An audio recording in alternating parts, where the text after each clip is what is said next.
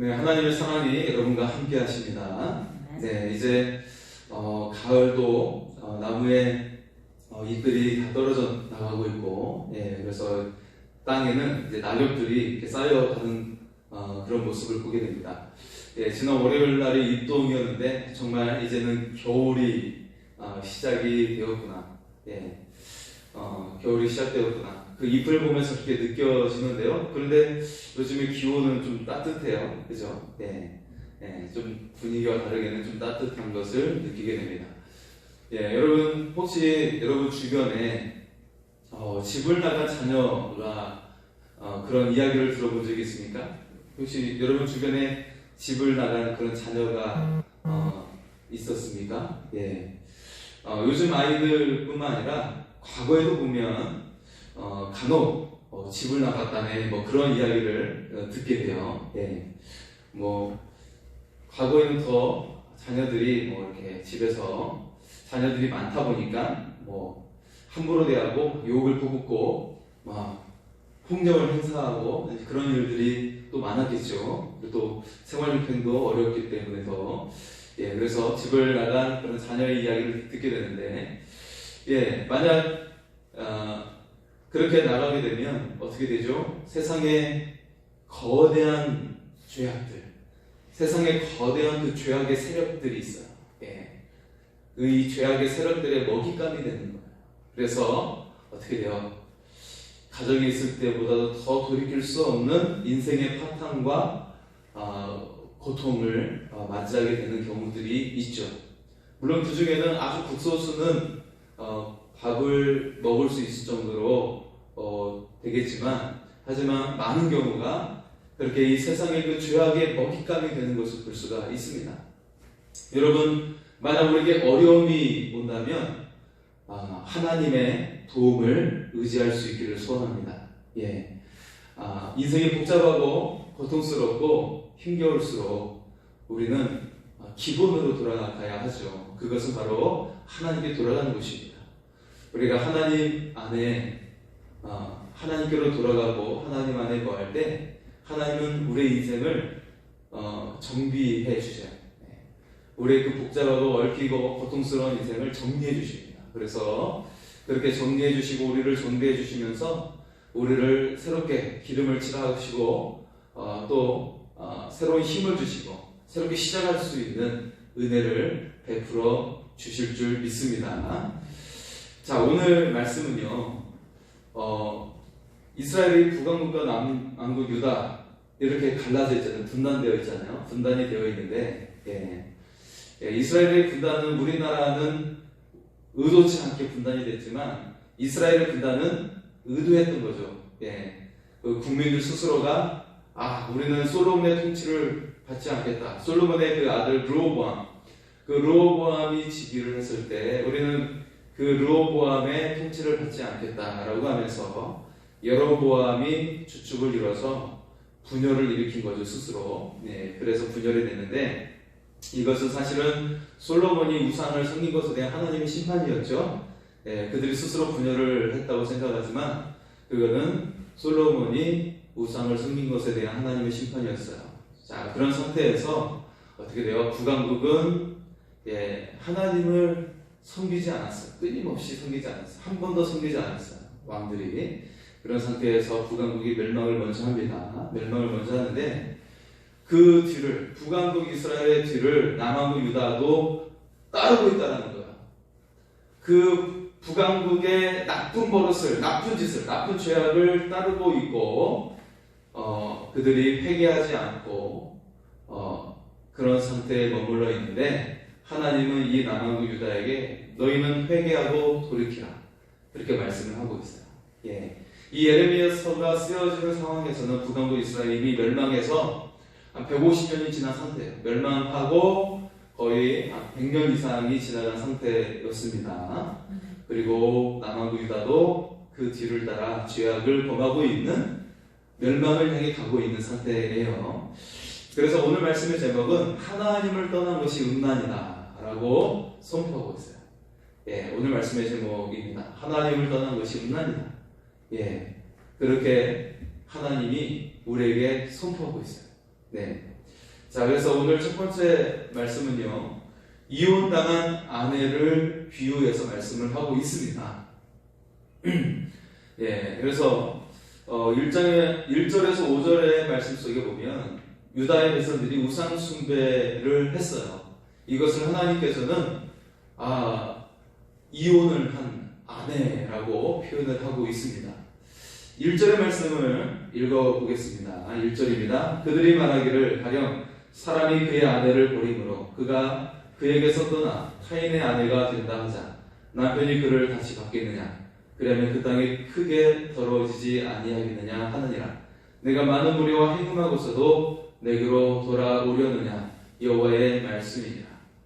자, 하나님과 이스라엘은 부부의 사이였어요. 부부의 사이였습니다. 그런데 어떻게 돼요? 이 여인된 사람이 아내 된 사람이 다른 사람과 눈이 맞아가지고 남편을 버린 거죠. 그렇게 해서 음행을 하다가 이제 다시금 나의 본래 남편으로 돌아가겠다라고 하면 그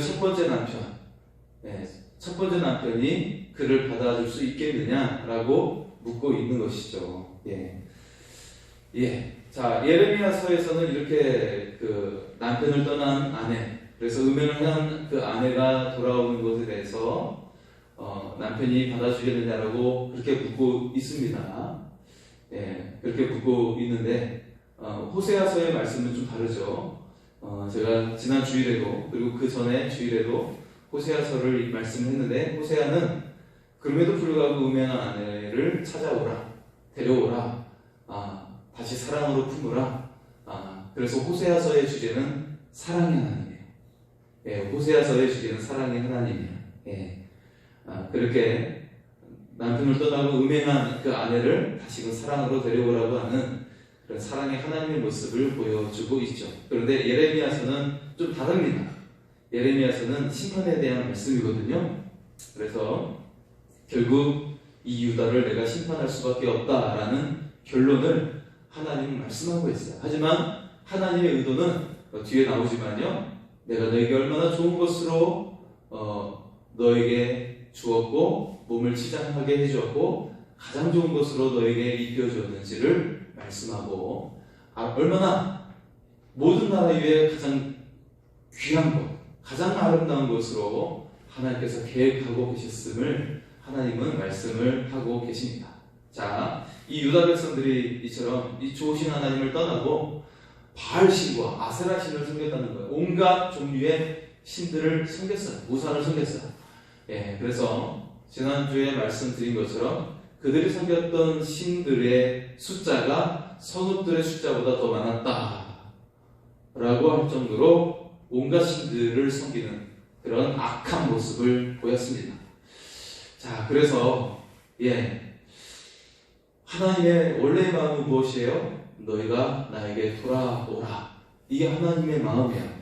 이사야 62장에 보면 하나님은 이스라엘을 가리켜 이렇게 이름을 붙이고 있어요. 뷸라가 무슨 뜻일까요? 결혼한 여인. 너는 나에게 결혼한 여인이다 라고 말씀을 한 것이죠. 여러분, 이 말을 우리가 하나님께 들으면 얼마나 행복하겠습니까? 여러분, 결혼식의 주인공이 누구예요? 신부입니다. 신부가 주인공이고 이 결혼식 자체가 어떤 느낌을 받게 됩니까? 어떤 분위기입니까? 행복한 순간이에요. 가장 인생에서 행복하고 의미가 있고 아주 값지고 귀한 시간이죠.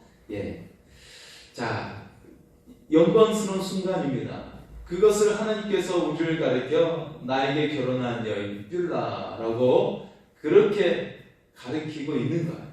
그렇게 이름을 붙이고 있는 것입니다.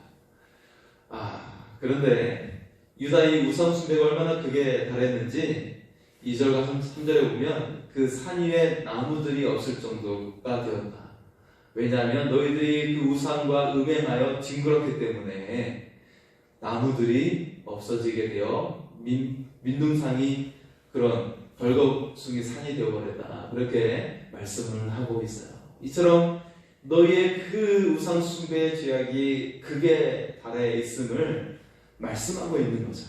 여러분, 그런데요, 이 말씀은 안타깝게도 지금 이 세대를 향해 하나님께서 말씀하시는 거예요. 이 세대를 향해 말씀하고 있어요. 지금 누가 하나님을 믿고 있습니까?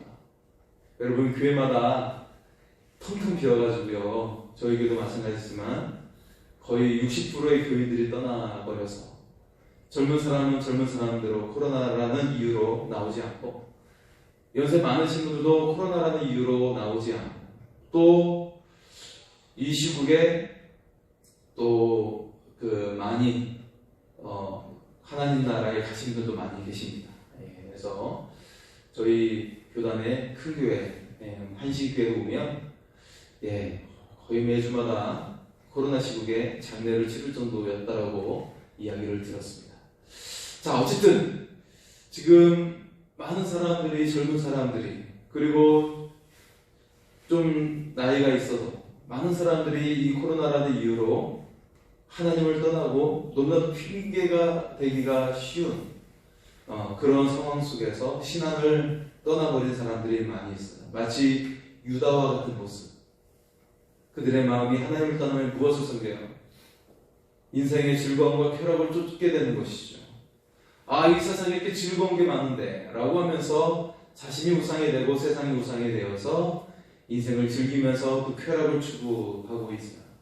하나님을 떠난. 그래서 하나님께서는 이 모습을 가리켜 나를 떠난 것이 음행을 행한 것이다 라고 말씀을 하고 있습니다. 그래서 하나님은 너희를 그대로 내가 방관하지 않겠다 말씀하고 계세요. 그래서 이제 6절에서 18절까지의 말씀, 오늘 말씀에 거의 중심에 해당하는 말씀이 무엇이냐면 너희가 멸망하여 포로가 될 것이다 말씀하고 있어요. 너희가 멸망하여 포로가 될 것이다. 굉장히 안타까운 모습이죠. 이제 남왕국 유다가 북왕국 이스라엘의 길을 따라가서 유다도 북왕국처럼 멸망을 하게 돼요. 그리고 너희가 똑같이 그렇게 멸망을 하고 포로로 끌려가는 그런 말씀을 하고 있어요. 여기서 하나님의 우리를 향하신 의도는 무엇입니까? 하나님의 원하는 것은, 우리를 향하신 하나님의 원하는 바는 무엇입니까? 우리가 이 우상을 섬기는 자리, 하나님을 떠난 자리에서 돌이켜 하나님께 돌아오는 것입니다. 이것이 하나님의 간절한 마음이에요. 마치 부모가 그 자녀의 그 잘못을 가지고 채찍을 하고 그렇게 혼냈을 때 그 부모의 마음이 무엇이에요? 그 자녀가 죽는 것입니까? 자녀가 망하는 것입니까? 아니잖아요. 그 자녀를 체벌하는 부모의 마음은 자녀가 잘 되기를 원하는 마음이죠. 옳게 자라기를 원하는 마음이죠. 마찬가지로 하나님께서 지금 우상으로 말미암아 하나님을 떠난 이들을 향해 멸망하게 되고 포로가 된 이 상황 속에 하나님의 마음은 너희가 정말 하나님께로 돌아오는 그런 마음이라는 것입니다. 자, 그래서 6절에서는 굉장히 충격적인 말씀이 등장을 합니다. 제가 6절과 7절의 말씀으로 읽겠습니다. 6절과 7절입니다. 요시야 왕 때에 여호와께서 또 내게 이르시되 너는 배역한 이스라엘이 행한 바를 보았느냐? 그가 모든 높은 산에 오르며 모든 푸른 나무 아래로 가서 거기서 행음하였도다. 그가 이 모든 일들을 행한 후에 내가 말하기를 그가 내게로 돌아오리라 하였으나 아직도 내게로 돌아오지 아니하였고 그의 반역한 자매 유다는 그것을 보았느니라. 이렇게 말씀하고 있어요. 자, 여러분, 북왕국의 첫 번째 지도자가 여로보암이죠. 이 여로보암이 솔로몬이 죽고 르호보암, 그 아들 르호보암이 왕위에 오르니까 반역을 일으키게 되죠. 반역을 일으켜요. 그런데 이 여로보암이 그렇게 북왕국으로 분열을 일으킨 다음에 했던 일은 무엇이냐면, 처음 했던 것은 단과 베델에 금송아지를 세운 거였어요. 여러분 단이라는 지명이 성경에 많이 나오죠. 그래서 이제 분열된 왕국 속에서는 물론 이제 이스라엘 전체의 통틀어서도 단이라는 지역은 우리나라의 백두산과 같은 곳이에요. 최북단에 있습니다. 최북단에 있고, 그리고 통일된 상태에서는 최남단에 있던 나라 그 지역이 부엘세바였죠. 부엘세바. 그래서 단에서부터 부엘세바까지로 가면 백두대간을 의미하는 것과 같다고 했는데, 이제 분열된 상태에서는 북왕국은 이제 분열된 상태에서의 가장 남쪽이 바로 베델에 해당하는 지역이죠. 그래서 단과 베델, 북쪽과 남쪽에 금송아지를 세웠어요. 그래서 이것이 바로 애굽에서 우리를 구원해낸 신이다라고 우상을 섬기게 장려를 한 것입니다. 그래서 레위 지파 가운데 아론의 자손을 제사장으로 세워야 되는데, 그것도 아니고 아무나 뭐 지파에 상관없이 그냥 우상에 대한 열정이 있으면 세워버리는 그런 악한 일을 저질렀죠. 그러면서 북이스라엘에 11명의 왕들이 있었는데, 그 중에 누구도 하나님께 합한 왕이 아무도 없었어요. 하나님을 섬긴 자가 아무도 없었습니다. 결국 북왕국은 망국을 향해 추락하게 되었습니다. 자, 그렇게 그들이 죄악을 저질렀는데, 제가 좀 전에 읽었던 6절 말씀에 어떻게 시작이 되고 있죠? 6절이 그 시대를 이야기하고 있어요. 어떤 시대였습니까? 요시야 왕 때라고 그렇게 말씀하고 있어요. 여러분, 요시야 왕이 누구입니까? 남왕국 유다의 왕들 중에서는 하나님을 섬긴 왕들이 여럿 있었어요. 근데 그 중에서도 하나님을 정말 열정적으로 섬겼던, 다윗처럼 하나님을 열정적으로 섬겼던 왕이 등장하는데, 다윗을 포함해서 다윗, 히스기야, 요시야, 여호사밧, 그렇게 들 수가 있어요. 다윗 왕 이후에 3명의 왕을 둔다면 여호사밧, 히스기야, 요시야 왕 3명의 왕을 듭니다. 특히 요시야 왕, 지금 이 말씀에 등장하고 있는 이 요시야 왕은 무너진 성전을 수리하고 거기서 율법책을 발견해서 대대적인 종교개혁을 일으켰던 왕이에요. 그래서 그가 전국적으로 유월절을 지키게 했습니다. 자, 다윗 왕 이후에 여호사밧이나 히스기야의 그들의 그 종교개혁, 그런 하나님에 대한 열정은 남왕국 유다에 한정되어 있었어요. 그런데 요시야 왕 때는 북왕국 이스라엘은 이미 멸망해버렸잖아요. 멸망해버려서 온갖 잡종들, 섞여져 있는 사람들, 그 이방인들이 섞여져서 그 땅에 살고 있는데, 요시야 왕이 집권했을 때는 남유다뿐만 아니라 북왕국 이스라엘까지 전역을 돌면서 종교개혁을 일으켰어요. 그만큼 굉장히 열정적으로 그 일을 행했습니다. 여러분, 요시야 왕은 8살의 왕에 즉위해서 그가 죽은 나이가 34살이에요. 그러니까 굉장히 젊은 나이에, 어릴 때 즉위해서 젊은 나이에 종교개혁을 20살쯤에 종교개혁을 일으키면서 굉장하게 이 20살의 그 청년의 마음으로 종교개혁을 일으켰던 왕이 요시야 왕이었다는 것이죠. 20살의 나이였습니다. 자, 그 요시야 왕 시절에 백성들이 무엇을 했어요? 자, 왕은 종교개혁을 일으키지만 우리는 여전히 우리 부모님이 했던 대로 우상을 섬기겠다라는 거야. 나의 부모, 나의 할아버지가 섬겼던 대로, 행했던 대로 우리는 여전히 우상을 섬기겠다라고 했다라는 것입니다. 이처럼 요시야 왕의 열정적인 종교개혁을 감행하고 유월절을 굉장히 성대하게 지키고 열정적으로 하나님께 예배했던 그 시대에도 백성들의 많은 사람들이 왕은 왕이고 우리는 여전히 우리 부모의 모습을 따라 우리 조상이 했던 대로 우상을 섬기겠다, 음란하게 섬기겠다 라고 했다는 것입니다. 얼마나 악한 모습입니까? 그러니까 요시야 왕이 남왕국 유다에서도 하나님을 열심히 섬겼던, 하나님을 잘 섬겼던 마지막 왕이 되어버렸어요. 안타깝죠? 그러면서 그 다음 왕들, 4명의 왕들은 이제 마치 우리나라 구한말, 조선의 말기와 같은 모습처럼 멸망으로 치닫게 됩니다. 너무나도 안타까운 모습이죠. 여러분, 교회가 아무리 좋은 일을 열심히 하고자 하고 신앙의 운동을 일으켜요. 교회가 좋은 교회라고 소문이 나게 되더라도 성도 한 사람 한 사람이 새로워지지 않으면 아무 소용이 없습니다. 자신의 묵은 땅을 갈아엎지 않으면 안 된다는 거예요. 아무리 좋은 교회라도 성도가 변화하지 않으면 아무 소용이 없습니다. 여러분, 좋은 교회로 불려지기 위해서는 그 교회에 다니는 교인이 좋아야 합니다. 왜냐하면 교회는 건물이 아니라 교인들이기 때문에 그래요. 교인들 자신이 바로 교회이기 때문에 그렇습니다. 교회는 건물이 아니에요. 우리들이 교회가 되는 것이죠. 우리 한 사람 한 사람이 교회인 것입니다. 건물을 가리키고 있는 것이 아니에요.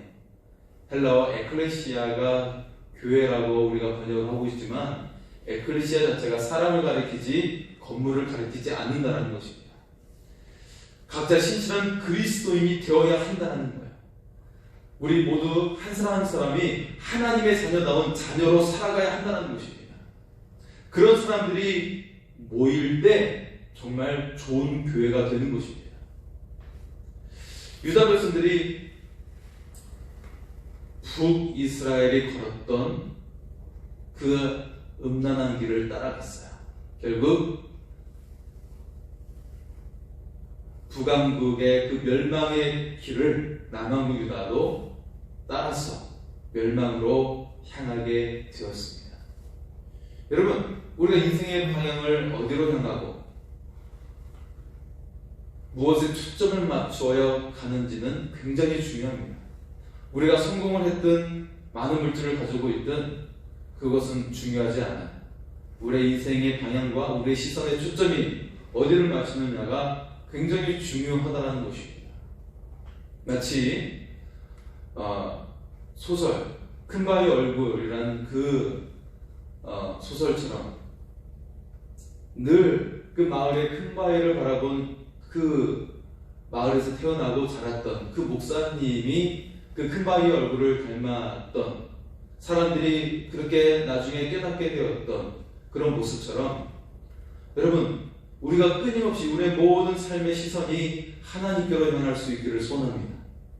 그러면 여러분 모두가 정말 예수님의 형상이 여러분에게 있게 될 줄 믿습니다. 하나님의 형상이 여러분에게 있게 될 줄 믿습니다. 우리가 그런 삶을 살아가면 계속 끊임없이 하나님을 바라보고 예수님을 닮아가는 삶을 살아가면 저절로 자연스럽게 좋은 교회가 되고 그리고 소문난 교회가 될 줄 믿습니다. 왜냐하면 하나님의 그 부흥의 역사는 우리의 힘으로 되는 것이 아니에요. 오직 하나님의 영으로 되는 것인데 그것은 바로 우리가 하나님의 얼굴을 향하고 예수께 초점을 맞출 때 그 하나님의 역사는 자연스럽게 저절로 일어나게 되는 것입니다. 그러니까 우리는 무엇만 하면 됩니까? 하나님만 바라보는 우리의 모든 삶이 될 수 있기를 소원합니다. 자, 조금 전에 읽었던 말씀 속에 보면 10절에서도 우리가 7절에서도 보면 아까 읽었을 때 반역한 자매, 6절에서도 배역한 이스라엘, 7절에서 반역한 자매 이렇게 표현을 했어요. 그런데 또 11절에서도 보면 여호와께서 내게 이르시되 배역한 이스라엘은 반역한 유다보다 자신이 더 의로움이 나타났나니 그렇게 말씀을 하고 있어요. 그래서 베드로서 말씀이 이스라엘을 향해서는 그러니까 북왕국 이스라엘이죠. 이스라엘을 향해서는 배역한 그리고 남왕국 유다에 대해서는 반역한 그렇게 이야기하고 있죠. 여러분 배역이라는 말은 히브리어 메슈바인데 뒤로 돌아가 배교를 뜻합니다. 등을 돌린 거예요. 하나님께 등 돌린 것을 이야기하고 있는 거예요. 그래서 하나님과의 그 언약을 깨뜨리고 하나님 없이 살았다는 것이에요. 아예 하나님께 그 등을 돌려버리고 언약을 깨뜨려버리고 하나님을 배반하는 거예요. 네, 하나님을 배반하는 거예요. 완전히 노골적으로 하나님을 배반한 것을 나타낸 거예요. 이스라엘이 그랬대요. 하나님을 배반하고 하나님 없이 살았다는 것이에요. 자, 그렇다면 남은 유다에 대해서는 반역했다고 했는데, 네, 그것은 속이다, 불성실하게 행하다라는 뜻을 가지고 있어요. 예, 하나님을 향해 속이고 불성실하게 행했다는 거예요, 유다는. 그래서 유다는 왕에 의해서, 선왕에 의해서 하나님을 믿을 때도 있었고, 나쁜 왕이 등장하면 하나님을 전혀 섬기지 않았고, 그런 모습이 있었죠. 자, 그래서 이 유다는 그 속으로 마음이 부패하고 변질되어 있었다는 것인데, 어때요? 그런데 하나님께서는 남은 유다의 죄악이 더 무섭다고 이야기하고 있어요. 정말 무서운 것이, 겉으로는 하나님을 믿는 척하지만 속으로는 하나님을 속이고 불성실하게 그 믿음을 저버리며 살고 있는 그것을 하나님께서 그 죄악을 더 싫어하신다라고 말씀하고 있는 것입니다. 그것을 더 악하다고 보고 계신다는 거예요. 다시 말해서 지금 세상에서 하나님을 없이 살고 있는 사람들이 바로 북왕국 이스라엘과 같은 거예요. 아예 하나님께 등 돌리고 하나님을 모른 채로 살고 있는 것이죠. 그냥 내 마음껏 살고 있는 모습인데, 그런데 교회 안에 들어와서 예배를 드리고 있고 하나님을 믿는 모습으로 살고 있지만 속으로는 완전히 하나님을 떠나고 삶 속에서는 하나님 없이 살고 있는 그리스도인들을 가리켜서 오히려 하나님께서는 더 악하다라고 하나님께서 지적을 하고 계신 것이에요. 남아국 유다의 그런 모습을 바로 오늘날 성도들의 모습 속에 있다라고 말씀을 하고 있는 것입니다. 예. 그래서 사실은 이 코로나라고 하는 것은 마치 하나님의 우리를 향한 시험 용지와 같아서 어떻게 돼요? 여기에서 통과된 사람이 정말 알곡과 같고 여기에 통과하지 않은 사람이 가라지와 같은 모습으로 나오게 되었음을 마치 성경 말씀을 통해서 우리에게 보여주고 있는 안타까운 하나님의 우리를 향한 메시지가 이 속에 담겨져 있다는 것이죠. 자, 이런 상황 속에 우리를 향한 하나님의 의도는 무엇입니까? 하나님의 원하신 바는 무엇입니까? 14절과 15절입니다. 여호와의 말씀이니라. 배역한 자식들아 돌아오라. 나는 너희 남편이니라. 내가 너희를 성읍에서 하나와 족속 중에서 둘을 택하여 너희를 시온으로 데려오겠고 내가 또 내 마음에 합한 목자들을 너에게 주리니 그들이 지식과 명철로 너희를 양육하리라. 아멘. 결국 남한국 유다는 멸망을 당하게 돼요. 그리고 포로로 끌려가요. 자신의 고향에서 정말 생각지도 못하고 보이지 않는 먼 땅 바벨론으로 끌려가게 되죠. 예, 1200km가 넘는 굉장히 먼 땅이에요. 머나먼 땅이에요. 저기에서 고향에 돌아갈 수 없는 그런 비참한 삶을 살아가게 되는데 하나님께서는 배역한 자식들아 돌아오라.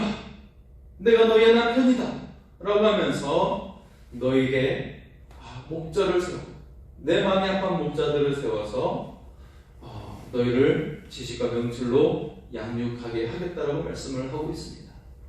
그렇다면 이 하나님께 그 마음에 합한 목자가 누구입니까? 예, 이 이스라엘을 포로 귀환을 이끌었던 그 지도자들 있죠. 3번에 걸쳐서 포로 귀환이 일어나는데 그 첫 번째 포로 귀환을 일으켰던 왕족이면서 총독이 된 스룹바벨과 대제사장 여호수아, 그들이었고, 두 번째 포로교환을 이끌었던 학사 에스라, 그리고 세 번째 포로교환을 이끌었던 총독 느헤미야를 읽고 있는 말씀이기도 합니다. 그런데 궁극적으로 하나님의 마음에 합한 목자가 바로 예수 그리스도임을 우리가 믿을 수 있기를 소원합니다. 바로 예수 그리스도예요. 그래서 예수 그리스도를 통해서 우리의 영원한 포로된 삶을 예수의 보혈의 피로 그것을 깨트려버리고 부셔버리고 흑암에서 벗어나 하나님께서 그리스도의 그 부활로 말미암아 우리에게 구원의 빛으로 이끌어 주심을 우리가 믿을 수 있기를 소원합니다. 우리 주 예수님께서 이처럼 부활의 영광으로 우리를 이끌어 주시고 그 주님의 영으로 우리를 양육하여 주십니다. 그래서 그리스도의 장성한 분량으로 자라게 하심을 우리가 믿으며 나가기를 소원합니다. 그래서 오늘 마지막 말씀의 부분에서는 19절에서 25절에 이스라엘의 폐역과 회개에 대해서 증거를 하고 계시는데, 이제 계속해서 우리에게 회개를 촉구하고 있어요. 회개를 촉구하면서 하나님과의 관계의 회복을 이루라고 말씀을 하고 있는 것입니다. 여러분, 하나님께서 가장 주목하시고 중요하게 여기시는 것은 하나님과 우리의 관계입니다. 관계. 앞에서처럼 하나님은 우리를 신부로 여기셨어요. 또 우리를 하나님의 자녀로 삼으셨습니다. 하나님께서는 우리에게 끊임없이 우리에게 돌아오고 돌이키라 말씀하고 있는 것입니다. 그래서 그 사망의 자리에, 그 저주의 자리에서 떠나서 내가 너희를 향해 예비한 아름다운 세계가 펼쳐지는 그 자리로 돌아오고 영광의 자리로 돌아오라고 말씀하고 있는 것입니다. 여러분, 선택은 우리에게 있습니다. 여러분, 무엇을 선택하시겠습니까? 우리가 지금 하나님의 신실한 신부가 되어 돌아오고 하나님의 존귀한 자녀가 되어 회복되어 살아갈 수 있는 그런 하나님의 사람들이 다 될 수 있기를 소원합니다. 여러분, 하나님이 없는 삶은 아무리 많은 것을 가져도 아무것도 가지지 못한 것과 같습니다. 그러나 내가 지금 비록 가진 것이 없어도 하나님 한 분을 가지면 모든 것을 가진 것임을 믿을 수 있기를 소원합니다.